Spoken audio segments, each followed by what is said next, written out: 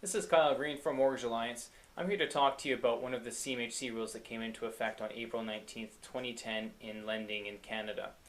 One of the rules that CMHC has instituted is regarding the rental amount that they'll actually use, the amount of rental income they can use on any rental properties.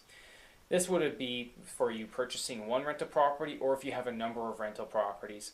They've changed the rules from what's called an 80% offset down to what's called a 50% add to income.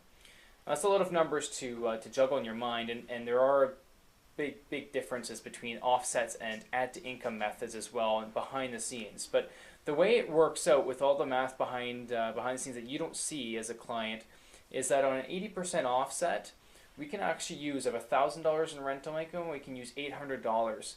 With 50% add to income, we can only use $200. There's a huge drastic difference between the two, so we're basically cutting what we could use before into 4 pieces, and we're only taking one of those pieces. It's really unfortunate for those clients who have a large portfolio, and it'll be really interesting to see what happens with clients that have 4 or 5 rental properties as it is and come up for renewal on any one of those rentals. You may not be able to shop your mortgage around if you can't qualify with any of their lenders. You may have to end up renewing with your existing bank whether or not they have the best rate.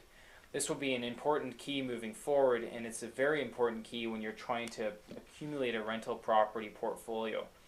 There are a number of ways of accumulating a portfolio, and this is one of those ways that we were really pushing and really helped us build a portfolio for clients over the last couple of years, because it was a very good way of, if the property cash flowed, it would be a good way of us actually qualifying them for multiple rental properties.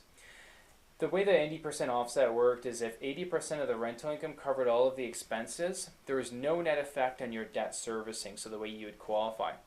So you could actually theoretically purchase a rental property over and over again if 80% of the rental income covered all of the expenses. With this new rule, the 50% add to income, nothing will ever zero out, so there will always be an effect no matter how high your income or how low the costs are on the rental property. There will always be an effect on each property that you buy, so it's very difficult to build a portfolio. If you have any more questions about this, please contact Kyle Green at 1-888-531-8890 or kyle@homelinecanada.com. Thank you.